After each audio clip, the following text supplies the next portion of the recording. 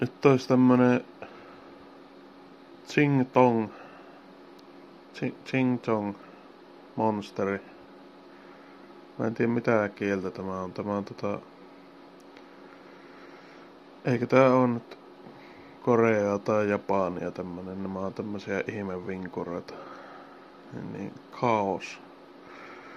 Tästä on joku Peniikka rapsutellut tämä etiketin, mutta kaikenlaisia hedelmiä siinä sitten onpa hieno tässä on monsterikuva tossa. Maistetaan.